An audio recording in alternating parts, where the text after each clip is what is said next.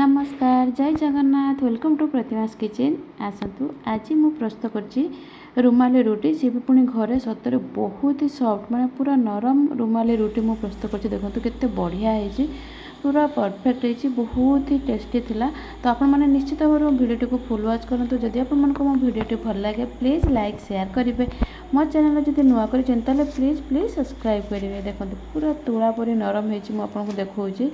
ताको भी मु माने छिंडे की भी देखी आपन को देखो कितने सॉफ्ट है देखो। आ सहित आपड़ जो कौन ग्रेवी आइटम सहित खाइबे सतर बहुत ही टेस्टी। मुझे प्रस्तुत कर चिकेन कषा ता सहित रुमाली रुटी। तो आसतु प्रथम ये कौन करवा ना गोटे बाउल रे मुझे कौन करना गोटे कप ये मैदा नहीं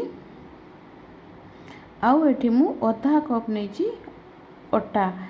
आपड़ चाहिए जदि चाहिए आप पूरा मैदा नहीं पारे किंतु मुझे अटा और मैदा को मिक्स करके नहीं टेस्ट अनुसार लुण दबा अल्प ये चीनी दबा आउ ये 1 टेबल स्पून तेल देती जोटा कि आम सनफ्लावर ऑयल जोटा कि तार बास अधिक न थाए ये सब देखिए भल भाव में प्रथम मिक्स करदबा। एबे देखो तो मु क्षीर देकी गोलेबी कहीं क्षीर द्वारा गोलेले कौन होता है ना अटाटा आम बहुत सॉफ्ट हो रही है मैंने रुटीटा बहुत ही नरम होता है। तो से तो देखो मुझे हाफ कप टे अधिक 1/3 कप ये नहीं क्षीर किंतु मोर अल्प टे बंचीगला। ताको देखो भल भाव में आम क्षीरटी मिक्स कर सारापर कौन करवा ना आप हाथ में एमती पूरा चकटिबे जमीक पूरा मसाज देला भाया सेहीपरी भल भाव में करेंगे। जेहेतु मुझे गोटे हाथ में मोबाइल धरती तो आपको भल भाव में देखी पारे। तो मुझे कौन करी ना भल भाव में धरिकी दुई हाथ में मुझे मसाज करदेली।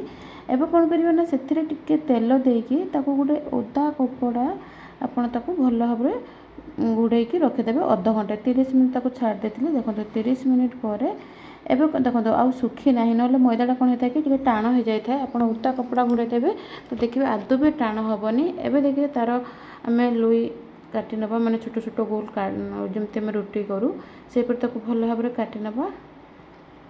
एवं देखो टे मैदा कि अटा भी पकईकी भल भाव में आप पूरा पतला ये आपको बेलिया पड़ो पूरा देखो केते पतला देखो पूरा देखा जाऊँगी ट्रांसपोर्ट भाया।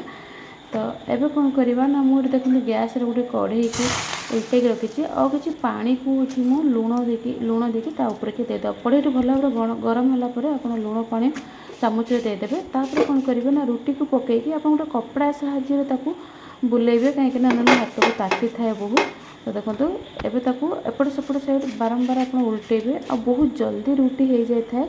जदि आप अधिक समय करेंगे सेमती कौन कि रुटीटा पोड़ीज तो से आप कौन करेंगे ना बहुत जल्दी जल्दी आपको पलटेवाई पड़ो आगे आपको निआ को जगेवाई पड़ो कहीं जेहेतु कढ़ईटा हाथ में लगी जाए आ गैस भल भाव ठीक से परफेक्ट बसी न थाए।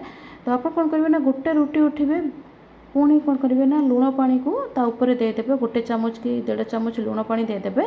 तापर पुणी रुटीटा को चेकिबे देखिए सतरे बहुत बढ़िया देखो केते सॉफ्ट है केते परफेक्ट भाव में रुटी हो जाए।